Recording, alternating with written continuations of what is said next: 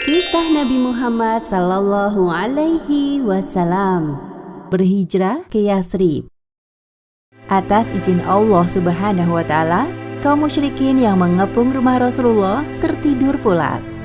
Alhasil mereka kehilangan jejak Rasulullah yang ternyata berhasil lolos dengan selamat. Sementara itu, Rasulullah bersama Abu Bakar sedang bersembunyi di Gua Thur agar terhindar dari rencana pembunuhan kaum musyrikin. Di suatu malam, Rasulullah didatangi malaikat Jibril. Beliau diberitahu bahwa sudah saatnya bagi Rasulullah untuk berhijrah. Wahai Muhammad, janganlah kamu tidur besok malam di tempat tidurmu, karena sesungguhnya Allah Subhanahu wa Ta'ala memerintahkanmu untuk berhijrah ke Yasrib.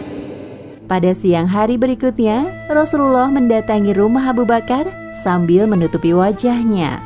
Sebuah kebiasaan yang jarang beliau lakukan saat berkunjung ke rumah sahabatnya tersebut. Rasulullah merasa perlu berhati-hati sebelum menceritakan kepada Abu Bakar tentang kedatangan Jibril semalam. Wahai sahabatku, keluarkan orang-orang yang ada di rumah ini. Aku ingin menyampaikan sebuah hal yang penting kepadamu.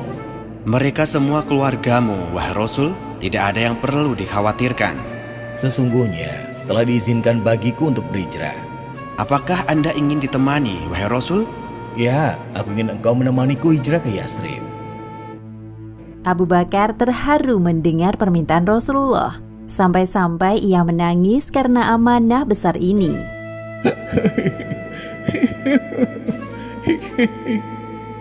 Sejak jauh-jauh hari, Abu Bakar telah menyiapkan 2 ekor unta yang akan mereka gunakan untuk berhijrah ke Yasrib. 1 unta untuk dirinya dan 1 unta lagi untuk ditunggangi Rasulullah.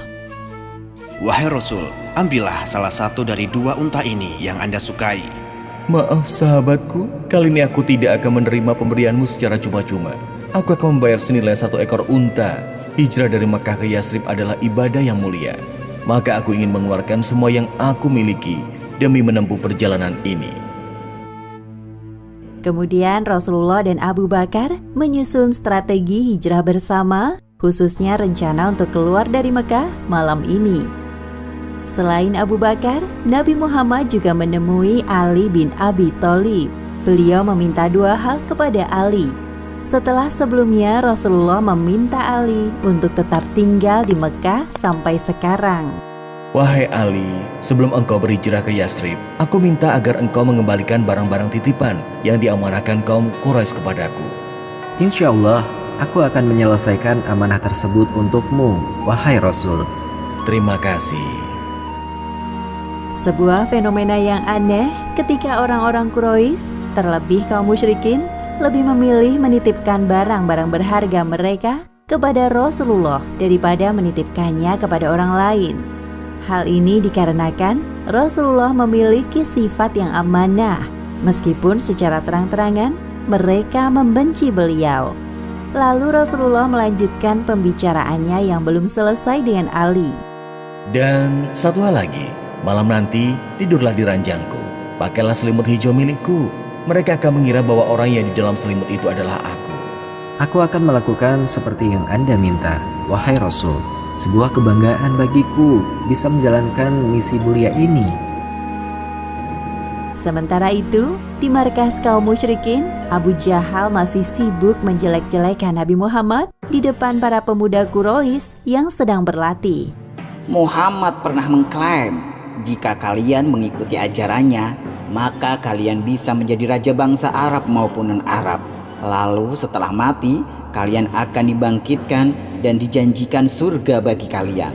Namun, jika kalian tidak mau menjadi pengikutnya, Muhammad akan membunuh kalian. Lalu setelah mati, kalian akan dibangkitkan dan disiksa oleh api yang membakar tubuh kalian. Perkataan yang tidak masuk akal. Pada malam hari itu, para pemuda pilihan dari kabilah-kabilah Quraisy berangkat menuju ke rumah Rasulullah. Mereka semua bersenjata dan siap melaksanakan tugas yang diberikan oleh para pembesar kaum Quraisy. Sementara itu, di kediaman Rasulullah, beliau telah berencana keluar dari rumahnya di awal malam, lalu menuju rumah Abu Bakar, baru kemudian meninggalkan kota Mekah. Namun Rasulullah hanya manusia biasa yang tidak dapat menentukan takdirnya. Ketika beliau hendak bersiap-siap keluar, terdengar suara desas-desus dari luar rumah. Ternyata para pemuda pilihan kaum musyrikin telah mengepung di sekitar rumahnya. Mereka datang lebih awal dari perkiraan beliau. Para pemuda Quraisy berpencar di sekitar kediaman Rasulullah untuk mengawasi setiap pergerakan yang terjadi. Malam ini Muhammad akan mati di tangan kita. Jangan sampai dia lolos.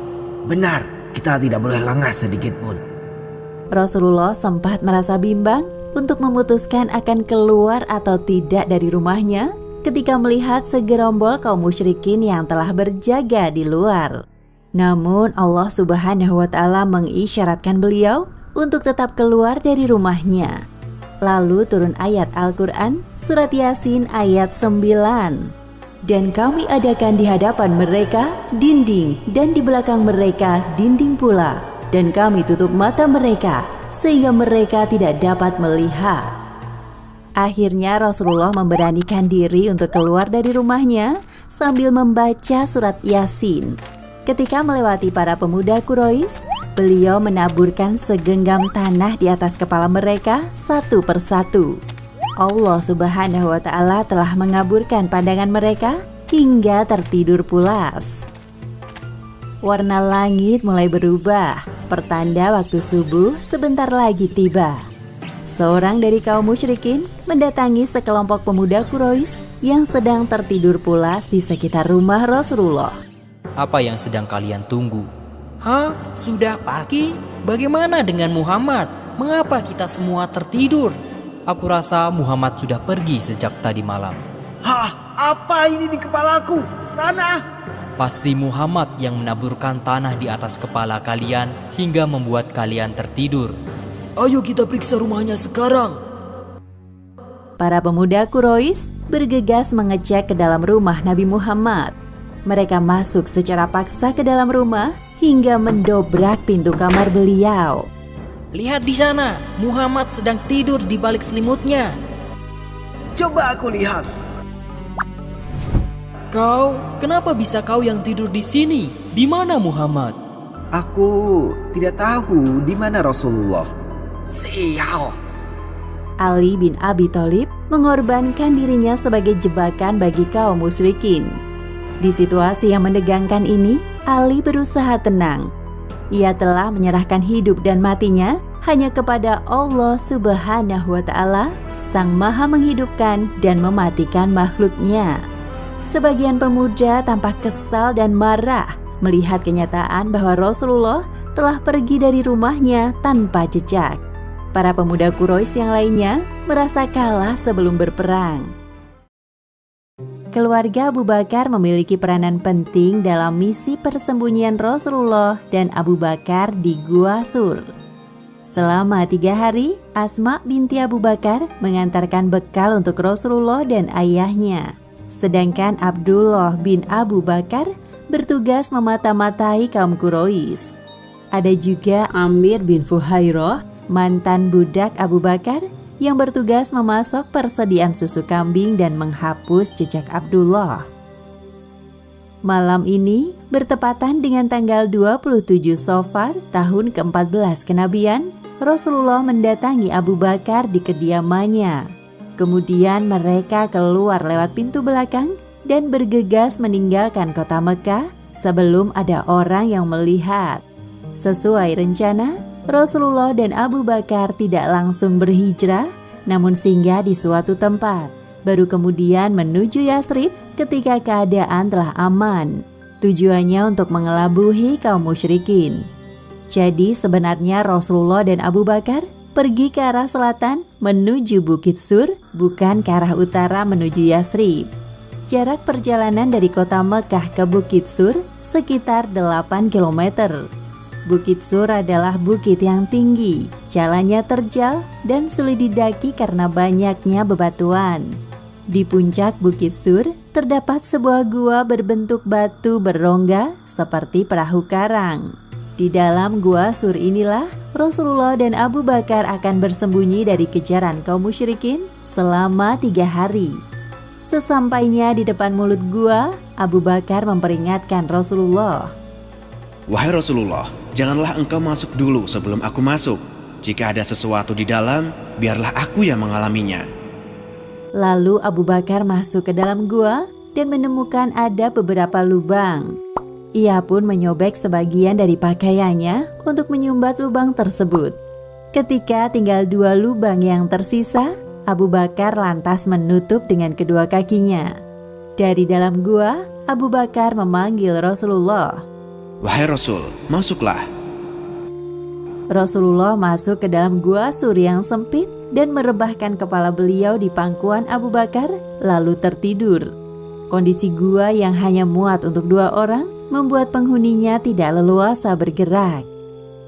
Tiba-tiba Abu Bakar merasakan sengatan hewan di kakinya. Namun ia tidak berani membangunkan Rasulullah dan hanya menahan rasa sakitnya. Semua itu dilakukan Abu Bakar atas rasa cinta dan kagum yang teramat besar kepada sosok pemimpin umat Islam sekaligus sahabat terbaiknya. Air mata Abu Bakar membasahi wajah Rasulullah hingga membuat beliau terbangun.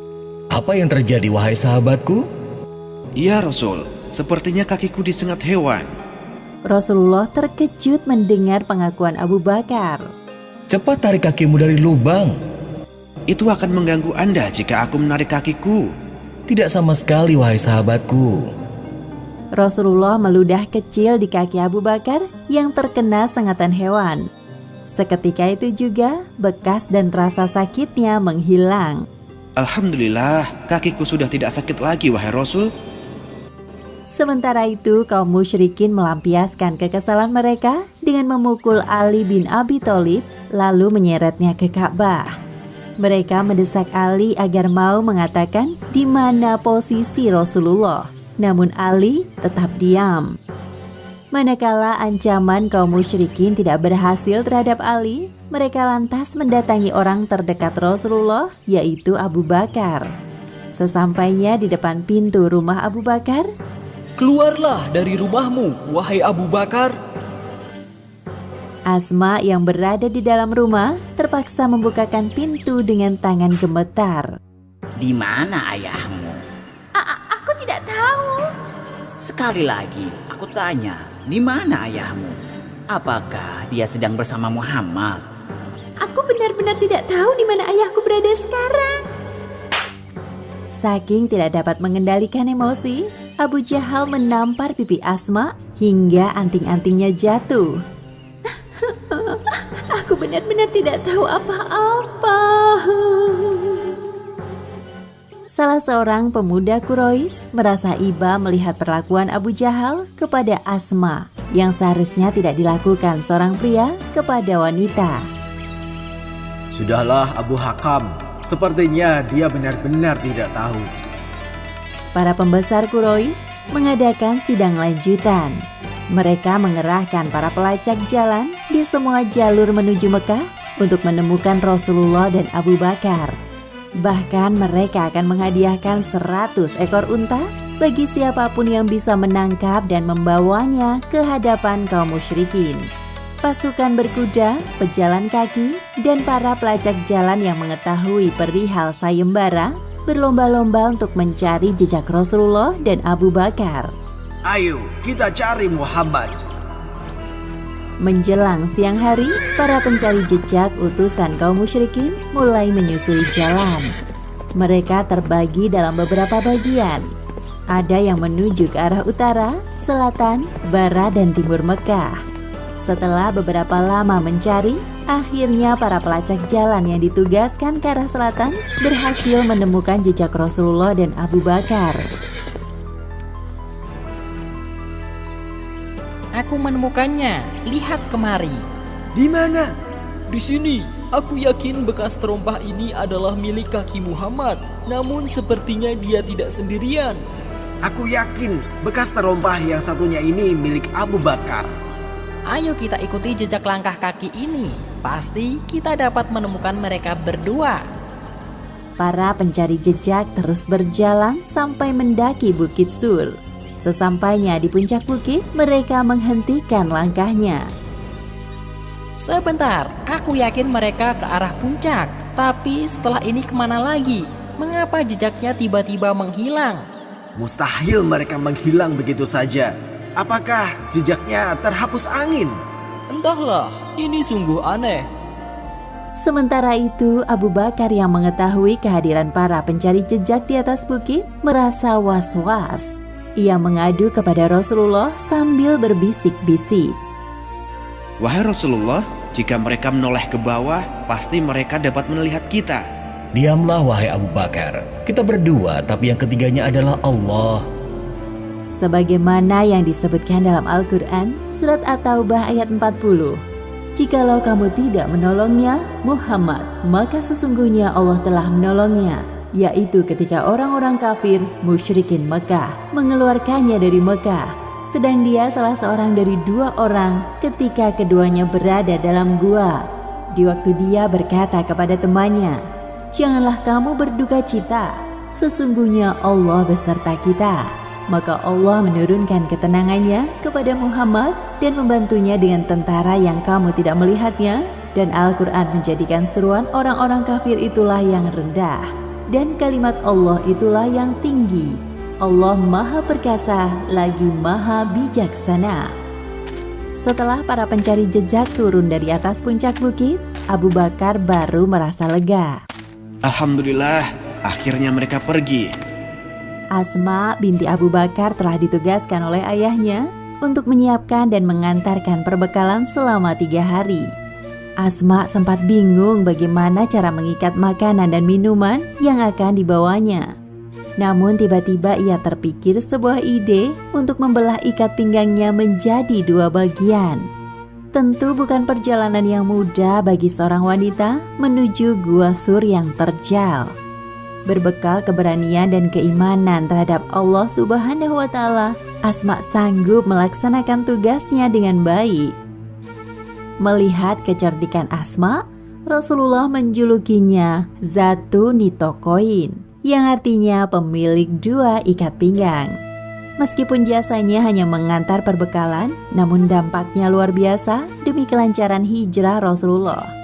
Selama 3 hari, Asma rela bolak-balik dari rumahnya menuju Gua Sur untuk mengantarkan perbekalan bagi Rasulullah dan ayahnya. Abdullah bin Abu Bakar juga membantu dalam misi persembunyian di Gua Sur. Setiap sore Abdullah berkunjung untuk melaporkan setiap gerak-gerik kaum musyrikin kepada Rasulullah dan ayahnya. Ia baru pulang ke Mekah ketika tengah malam agar tidak ada orang yang curiga. Orang-orang Mekah telah membuat sayembara untuk menemukan Anda, wahai Rasulullah, dan juga engkau ayah, dengan hadiah masing-masing 100 ekor unta. Mereka sungguh kejam.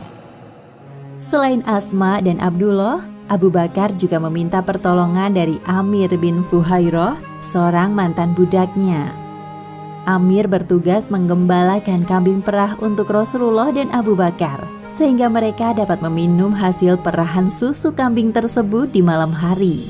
Selain untuk menyediakan air susu, Amir bertugas menggembala kambingnya di Bukit Sur dan sekitarnya untuk menghilangkan jejak Abdullah yang bolak-balik antara Bukit Sur dan Mekah. Pada hari keempat, keadaan mulai aman. Orang-orang Mekah tidak lagi berminat terhadap sayembara. Sedangkan kaum musyrikin mulai mereda emosinya dan mengendurkan pelacakan. Hari ini seorang penunjuk jalan bernama Abdullah bin Uraikid mendatangi Rasulullah dan Abu Bakar di sekitar Bukit Sur. Meskipun Abdullah adalah seorang musyrik, namun ia amanah dengan pekerjaannya. Oleh karena itu Rasulullah mempercayakan keamanan beliau dan Abu Bakar kepadanya. Amir bin Fuhairah juga ikut serta dalam perjalanan hijrah ke Yasrib. Abdullah bin Uraikid menuntun mereka untuk menempuh jalur pesisir pantai yang jarang dilewati orang-orang pada umumnya. Meninggalkan kota Mekah bukanlah perkara mudah bagi Nabi Muhammad SAW, karena hijrah merupakan ujian dari Allah Subhanahu wa Ta'ala kepada Rasulnya untuk berpisah dari kampung halaman tercinta.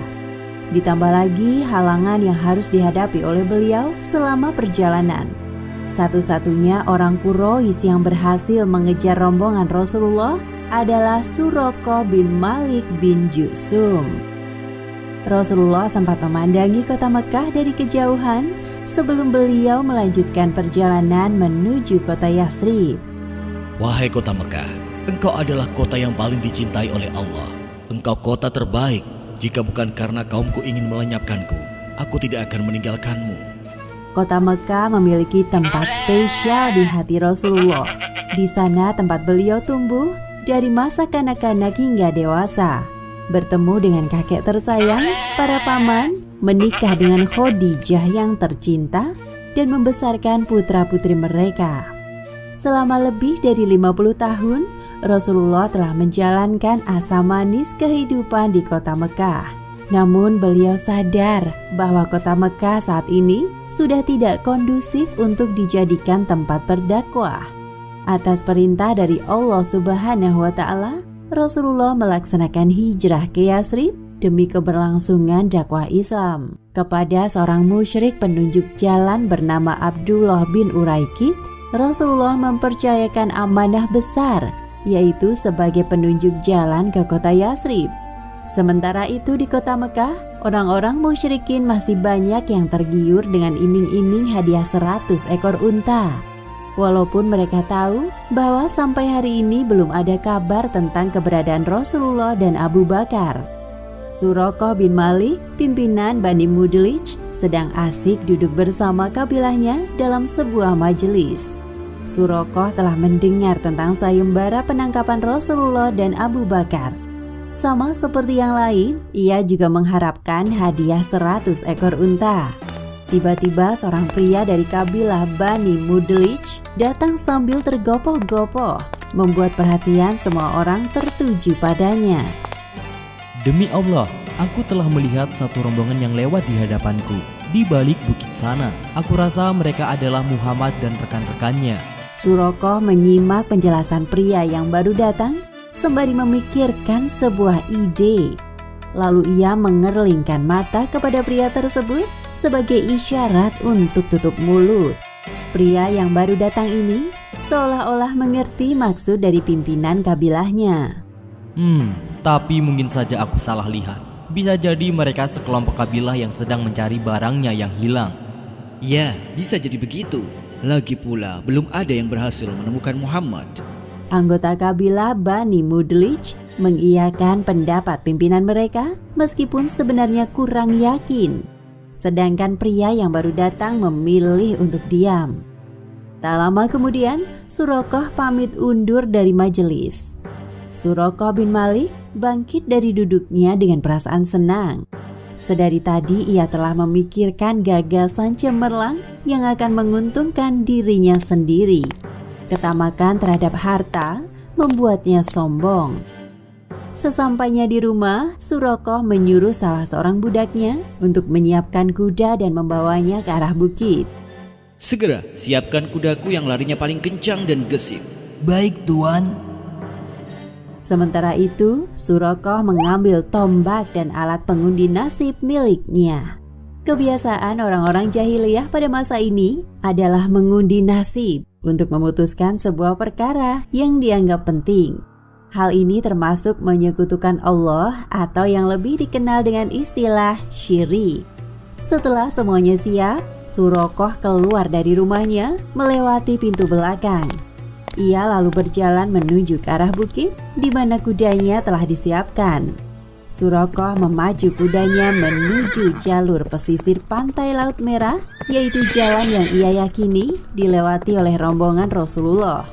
Dalam hal ini, Suraqah mengetahui tentang jalur alternatif yang jarang dilalui oleh para kafilah dagang. Setelah lama berjalan, akhirnya Suraqah berhasil menemukan jejak Rasulullah dan rombongannya. Ketika Suraqah melihat dengan jelas bahwa sosok yang dicarinya berada di kejauhan, ia tersenyum puas. Suraqah lalu mengeluarkan alat pengundi nasib miliknya untuk melihat petunjuk yang keluar. Ternyata hasilnya tidak seperti yang ia harapkan. Suraqah menjadi kesal sendiri. Kenapa hasilnya begini setelah sasaran tampak di depan mata? Apakah aku harus melepaskannya? Tidak, sekali ini saja aku tidak mempercayai benda ini. Ya, jalan! Surakoh memacu kudanya agar lebih dekat dengan posisi Rasulullah. Namun tiba-tiba kudanya terjatuh. Sial! Surakoh berdiri dan membersihkan pakaiannya yang terkena pasir. Untuk kali kedua, Surakoh mengeluarkan alat pengundi nasib miliknya. Namun ternyata hasilnya sama seperti sebelumnya dan ia tidak menyukainya. Dengan penuh ambisi, Surakoh memacu kembali kudanya. Hayo cepat jalan! Ya! Ketika kuda yang dikendarai Surakoh mulai melaju kencang dan selangkah lebih dekat dengan posisi Rasulullah, tiba-tiba kudanya terperosok ke dalam pasir. Ah, apalagi nih? Ada apa denganmu? Surakoh bin Malik mulai menyalahkan kudanya yang terus saja terjatuh ketika posisinya sudah dekat dengan Rasulullah. Tekad Surakoh dalam mengejar Nabi tidak kendur. Ia mencoba bangkit lagi. Abu Bakar yang melihat kedatangan Surakoh mulai mengkhawatirkan keselamatan Rasulullah. Sedangkan di samping Abu Bakar, Rasulullah tetap tenang berjalan sambil membaca ayat Al-Quran. Wahai Rasul, di sana ada seseorang yang mengejar kita. Tenanglah wahai sahabatku, Allah ada bersama kita. Untuk ketiga kalinya, kuda Surakoh terjatuh. Lebih parahnya, kaki kudanya terperosok ke dalam pasir. Ketika kaki kudanya ditarik, keluarlah asap yang tebal bak badai di siang hari. Pada saat inilah, Surakoh tersadar bahwa yang dihadapinya bukan orang sembarangan. Pasti ada zat yang melindungi Muhammad. Lebih baik aku urungkan niat jahatku sekarang daripada aku celaka. Akhirnya Surakoh memutuskan untuk menyerah dan memanggil Rasulullah dari kejauhan. Hai kalian, aku Surakoh bin Malik bin Ju'sum. Tunggulah aku sejenak, aku ingin menyampaikan sesuatu. Demi Allah, aku tidak mencurigai kalian dan tidak membawa sesuatu yang tidak kalian senangi. Rasulullah yang mendengar teriakan Surakoh berkata kepada Abu Bakar, Wahai sahabatku, katakan padanya, apa yang engkau inginkan dari kami? Abu Bakar melakukan perintah dari Rasulullah dan mendekat ke arah kuda Surakoh. Wahai Surakoh, apa yang engkau inginkan dari kami? Tuliskan satu surat untukku sebagai tanda antara aku dan kalian. Rasulullah lalu memerintahkan Amir bin Fuhairah menuliskan sebuah surat untuk Surakoh. Isi suratnya adalah tentang pemberian keamanan bagi Surakoh jika sewaktu-waktu diperlukan. Surakoh menerima surat dari Rasulullah dengan senang hati. Sekarang pandangan Surakoh terhadap Nabi Muhammad telah berubah. Bahkan ia menawarkan bekalnya kepada Rasulullah, namun beliau menolak dengan sopan. Tolong rahasiakan posisiku saat ini dari orang-orang Mekah yang mencari kami. Baik, aku akan melakukannya. Surakoh melihat kepergian rombongan Rasulullah sampai hilang dari pandangannya. Lalu ia memacu kudanya kembali ke kota Mekah. Di tengah perjalanan, Surakoh bertemu dengan sekelompok orang Quraisy.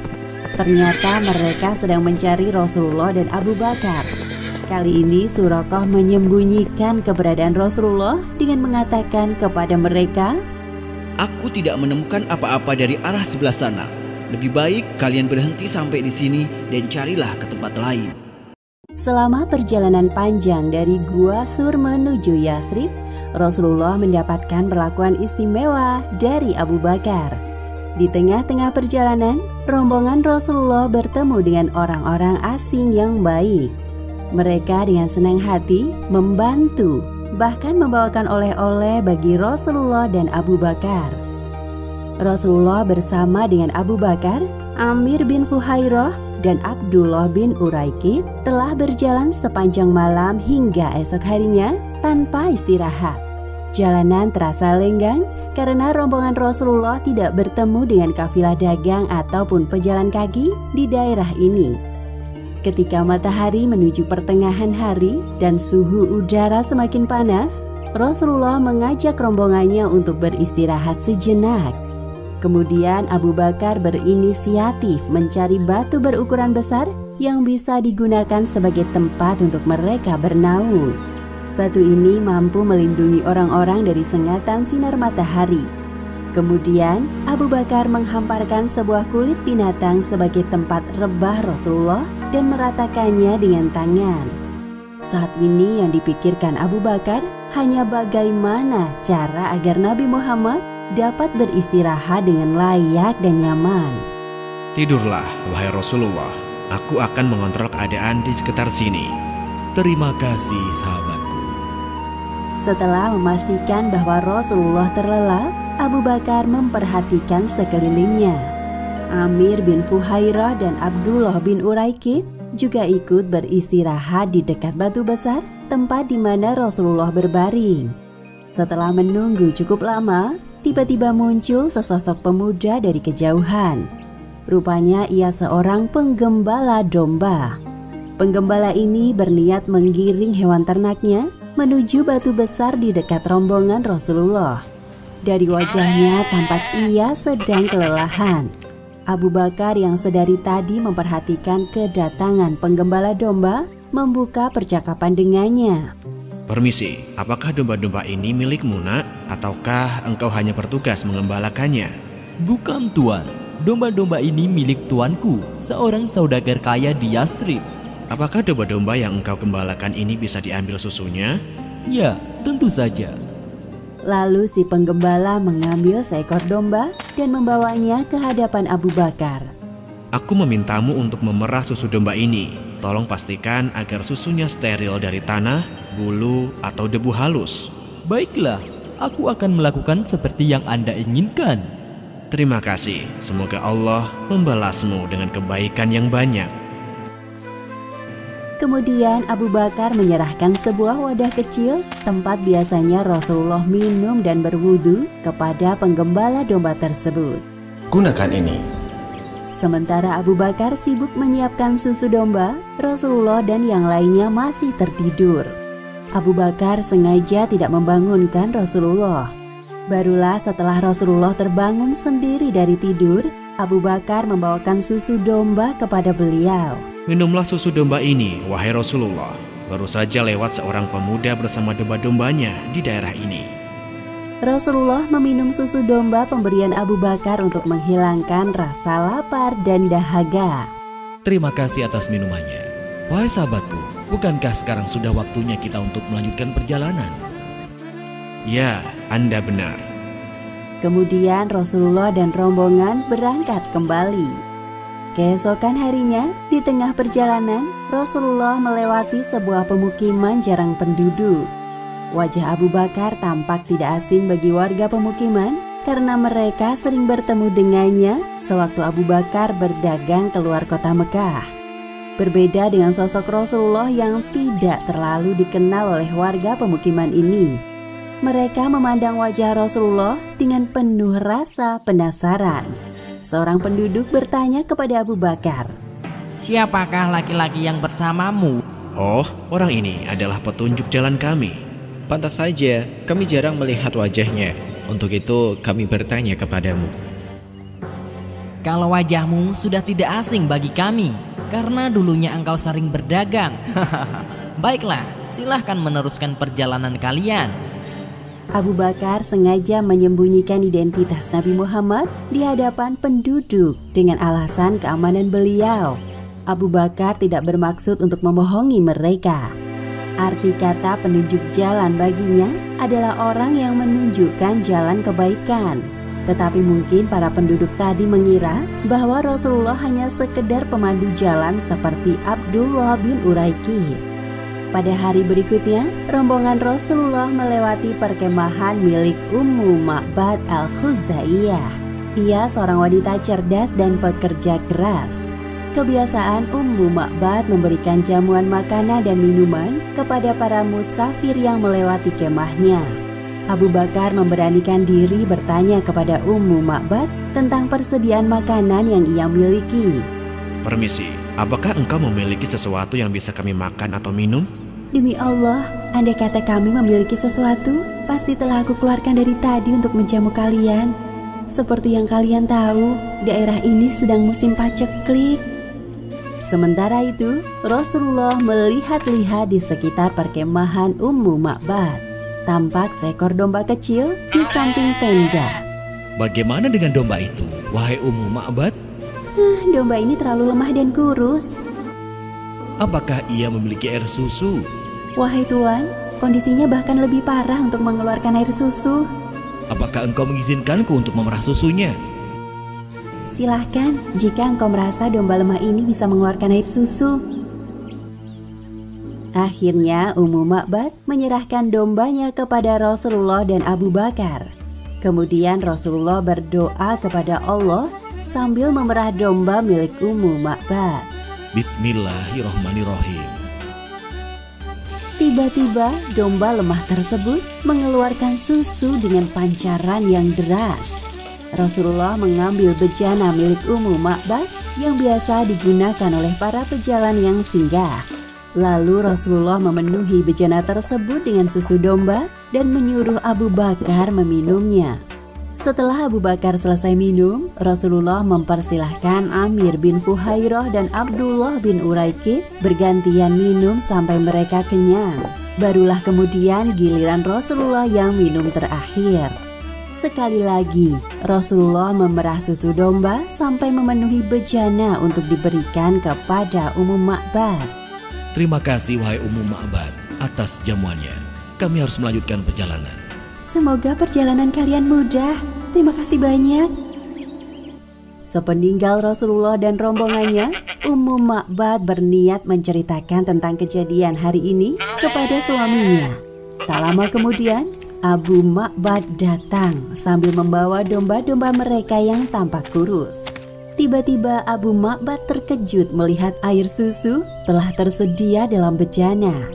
Wahai istriku, dari mana asal susu ini? Beberapa saat yang lalu ada rombongan kafilah yang mampir ke perkemahan kita. Dia bertanya kepada aku tentang domba ini dan ingin memerah susunya. Padahal seperti yang kau tahu, domba ini lemah. Benar-benar seperti keajaiban. Abu Ma'bad penasaran dengan pria yang sedang diceritakan oleh istrinya. Demi Allah, aku yakin pria itu adalah orang yang sedang dicari-cari oleh orang-orang Quraisy Mekah. Cepat katakan kepadaku ciri-ciri pria tersebut. Pria itu begini-begini dan begitu. Tidak salah lagi. Demi Allah, inilah orang yang belakangan ini dicari oleh orang-orang Quraisy. Selain Ummu Ma'bad, Rasulullah juga bertemu dengan Buraidah al-Hasib al-Aslami yang membawa serta keluarga besarnya. Jumlahnya kurang lebih 80 orang. Setelah saling memperkenalkan diri, Rasulullah mengajak Buraidah untuk masuk Islam. Dari Bani mana kalian berasal? Kami dari Bani Saham. Atas izin Allah Subhanahu wa Ta'ala, Buraidah dan keluarga besarnya menyatakan diri masuk Islam di hadapan Rasulullah. Ketika tiba waktu Isya, Rasulullah menjadi imam salat mereka. Keesokan harinya, Rasulullah dan rombongan melanjutkan perjalanan. Tepatnya di sebuah pedalaman Rim, Rasulullah bertemu dengan Az-Zubair yang ikut serta dalam rombongan para pedagang dari daerah Syams. Az-Zubair yang mengagumi sosok Rasulullah memberi beliau pakaian berwarna putih. Begitu juga dengan Abu Bakar yang diberikannya pakaian yang serupa dengan Rasulullah. Sebelum menuju Yathrib, Rasulullah Shallallahu Alaihi Wasallam bersama Abu Bakar, Amir bin Fuhairah, dan Abdullah bin Uraikid singgah terlebih dahulu di Quba. Di sana mereka bermukim selama 4 hari lamanya, dari hari Senin hingga hari Kamis. Dalam hari-hari tersebut, Rasulullah dibantu kaum muslimin dari Yathrib yang dikenal dengan sebutan kaum Ansor, membangun sebuah masjid pertama dalam sejarah Islam. Tepatnya pada hari Senin tanggal 8 Rabiul Awal tahun 14 kenabian, Rasulullah Shallallahu Alaihi Wasallam bersama dengan rombongan sampai di daerah bernama Quba. Daerah ini hanya berjarak sekitar 5 km di sebelah tenggara kota Yathrib. Sementara itu di Yathrib, kaum Ansor mendengar bahwa Rasulullah telah meninggalkan kota Mekah. Perasaan mereka berdebar-debar menunggu kedatangan Rasulullah. Setiap hari seusai sholat subuh, kaum Ansor pergi ke Al-Harrah, tapal perbatasan kota, untuk menyambut kedatangan Rasulullah. Namun ketika matahari tepat berada di atas ubun-ubun, mereka memutuskan untuk kembali ke Yathrib dan melakukan hal yang sama keesokan harinya. Perhitungan kaum Ansor terkait hari kedatangan Rasulullah di Yathrib ternyata meleset. Hal ini dikarenakan kaum Ansor tidak mengetahui bahwa Rasulullah bersembunyi selama 3 hari di Gua Thur dan mengambil rute yang lebih jauh menuju kota Yathrib. Pada hari berikutnya, Rasulullah bersama rombongan telah sampai di Quba. Seorang Yahudi yang mengetahui tentang urusan kaum Ansor melihat kedatangan Rasulullah dari arah kejauhan. Sepertinya aku melihat sosok yang ditunggu-tunggu oleh kaum muslimin. Apakah benar mereka itu yang berpakaian serba putih? Aha, tidak salah lagi. Rasulullah dan Abu Bakar mengenakan pakaian berwarna putih, hadiah dari pedagang muslim bernama Az-Zubair. Sedangkan Amir bin Fuhairah dan Abdullah bin Uraikid mengikuti di belakangnya. Tiba-tiba orang Yahudi ini berteriak kencang saking tidak dapat menahan rasa histerisnya. Wahai kaum Arab, keluarlah! Orang yang kalian tunggu sudah datang. Kaum muslimin yang mendengar teriakan tersebut serta-merta keluar dari rumah mereka sambil membawa senjata. Mereka menemui Rasulullah beserta rombongan. Selamat datang di perkampungan Bani Amr bin Auf, wahai Rasulullah. Kami telah menunggu kedatangan Anda. Mereka mengitari Rasulullah dan Abu Bakar sambil meneriakkan lafaz takbir. Allahu Akbar, Allahu Akbar, Allahu Akbar. Mereka begitu gembira menyambut kedatangan Rasulullah. Kebanyakan dari kaum Ansor ini belum pernah berjumpa secara langsung dengan Rasulullah. Jadi mereka tidak bisa mengenali sosok Rasul. Bahkan mereka mengira bahwa Abu Bakar adalah Rasulullah. Karena penampilan Rasul sangat sederhana, tidak seperti penampilan raja-raja pada umumnya. Tatkala kaum Ansor mulai menyongsong Abu Bakar, Rasulullah hanya duduk dan diam. Abu Bakar yang diberi ucapan selamat datang merasa tidak enak hati dengan Rasulullah. Ia juga bingung menjelaskan kepada mereka dalam momen penyambutan yang meriah ini. Tiba-tiba sinar matahari menerpa wajah Rasulullah. Abu Bakar dengan sigap mengangkat sebagian pakaiannya untuk menaungi Rasulullah dari teriknya matahari. Pada saat inilah kaum Ansor mengetahui sosok Rasulullah Shallallahu Alaihi Wasallam. Berita kedatangan Rasulullah di Quba telah sampai di telinga kaum Ansor di Yathrib. Beberapa dari mereka rela pergi ke Quba untuk menemui Rasulullah. Selama singgah di Quba, Rasulullah tinggal di rumah Kulsum bin Hadam. Selain Kulsum, Rasulullah sering berkunjung di kediaman Sa'ad bin Khaisamah untuk berdiskusi tentang dakwah Islam bersama para sahabat yang lain. Sementara itu di kota Mekah, Ali bin Abi Thalib telah menyelesaikan amanah dari Rasulullah untuk mengembalikan barang-barang titipan kaum Quraisy. Sekarang saatnya bagi Ali untuk menyusul Rasulullah hijrah ke Yathrib. Ketika Ali melewati daerah Quba, seseorang memberitahunya bahwa Rasulullah sedang berada di tempat ini. Kemudian Ali memutuskan untuk tinggal di rumah Kulsum bin Hadam bersama dengan Rasulullah. Selama 4 hari di Quba, Rasulullah telah merancang sebuah rencana besar. Beliau mengajak kaum Ansor untuk membangun sebuah masjid dan sholat di dalamnya, sebagaimana yang disebutkan dalam Al-Quran surat At-Taubah ayat 108. Janganlah kamu bersembahyang dalam masjid itu selama-lamanya.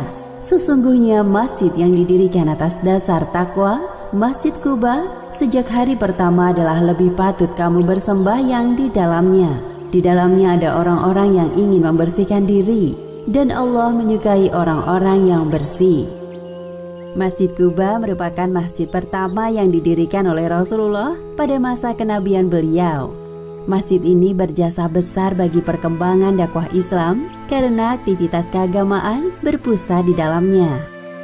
Di hari kelima, Rasulullah bersama rombongan yang berjumlah 100 orang laki-laki meninggalkan Kuba dan berjalan menuju kota Yasrib. Namun waktu sholat Jumat telah tiba sebelum mereka sampai di kota. Akhirnya Rasulullah memutuskan untuk sholat Jumat di perkampungan Bani Salim bin Auf.